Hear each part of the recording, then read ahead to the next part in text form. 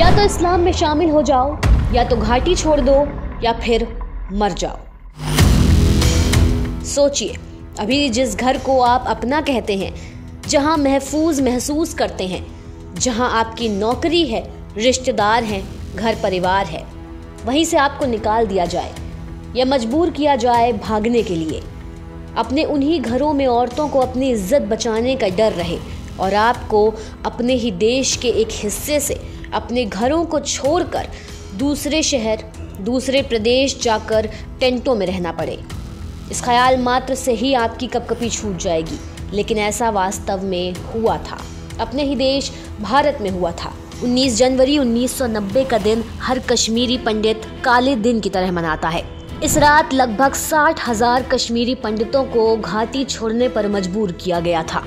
इसके बाद 3 लाख से ज्यादा कश्मीरी पंडितों ने पलायन किया था। 11,000 कश्मीरी पंडितों को मार डाला गया था और 20,000 से ज्यादा कश्मीरी पंडितों के घर जला दिए गए थे। थोड़ा पीछे चलकर जानते हैं कि क्या है पूरी कहानी। 1982 में शेख अब्दुल्ला की मौत के बाद फारूक अब्दुल्ला मुख्यमंत्री बने।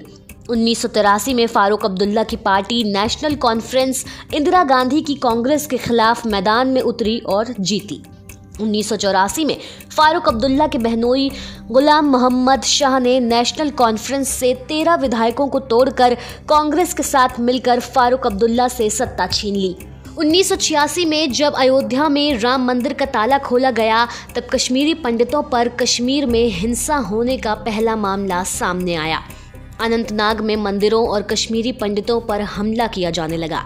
मंदिरों और मस्जिदों पर भड़काऊ पोस्टर्स लगाए जाने लगे, जिसके बाद गुलाम मोहम्मद शाह की सरकार को बर्खास्त कर दिया गया और कश्मीर में राष्ट्रपति शासन लगा दिया गया।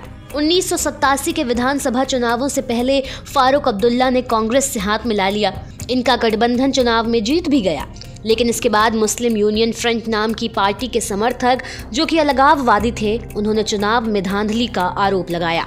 उनके नेता मोहम्मद यूसुफ थे, जिनके जीतने के पूरे आसार थे, मगर उस चुनाव में उन्हें हार मिली और अलगाववादियों ने जमकर प्रदर्शन किए, जिसके बाद मोहम्मद यूसुफ को जेल में डाल दिया गया। 20 महीने बाद जेल से निकलकर उसने आतंकवाद का रास्ता अपनाया और आगे चलकर हिजबुल मुजाहिदीन का सरगना सैयद सलाउद्दीन बनकर उभरा। सलाउद्दीन का पोलिंग एजेंट था यासीन मलिक, जो कि आगे चलकर JKLF का चीफ बना। JKLF वो गुट था जिसने वादी में युवाओं को हथियार उठाना सिखाया था। साल 1988 आते आते कश्मीर पूरी तरह से आतंकवादियों के निशाने पर था। चुनाव की आड़ में अलगाववादियों ने इस्लाम खतरे में है का नारा दिया और JKLF ने कश्मीर छोड़ो का नारा बुलंद कर दिया। कहा जाने लगा, या तो मुसलमान बन जाओ या फिर यहाँ से चले जाओ, वरना मरने के लिए तैयार हो जाओ।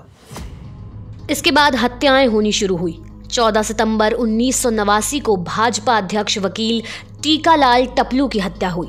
इसके बाद 4 नवंबर 1989 को JKLF के मकबूल को फांसी की सजा देने वाले जज नीलकांत गंजू की भी हत्या कर दी गई। दोनों हत्याओं की जिम्मेदारी JKLF ने ली। 4 जनवरी 1990 को एक उर्दू अखबार आफ्ताब में हिजबुल मुजाहिदीन ने छपवाया कि कश्मीरी पंडित यहाँ से चले जाएं, वरना अंजाम बुरा होगा। यही नहीं, मस्जिदों से ऐलान होने लगे कि कश्मीरी पंडितों के घरों को आग लगा दी जाए। उनके घरों में लाल घेरा बनाकर उन्हें चिन्हित किया गया, जिसके बाद कश्मीरी पंडित रातों रात अपनी जान बचाकर वहां से निकलने पर मजबूर हो गए। साल 2012 में जम्मू कश्मीर सरकार ने विधानसभा में रिपोर्ट पेश की, जिसके मुताबिक पिछले 2 दशक में घाटी में 208 मंदिरों को नुकसान पहुंचा है। एक रिपोर्ट के मुताबिक 20वीं सदी की शुरुआत में लगभग 10 लाख कश्मीरी पंडित थे। आज की तारीख में 9,000 से ज्यादा नहीं है। 1941 में कश्मीरी हिंदुओं का आबादी में हिस्सा 15% था। 1991 तक उनकी हिस्सेदारी सिर्फ 0.1% रह गई।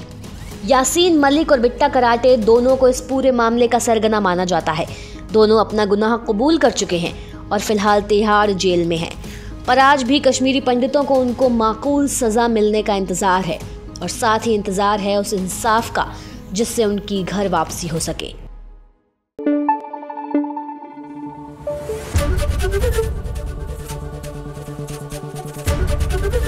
ABP न्यूज़ आपको रखे आगे।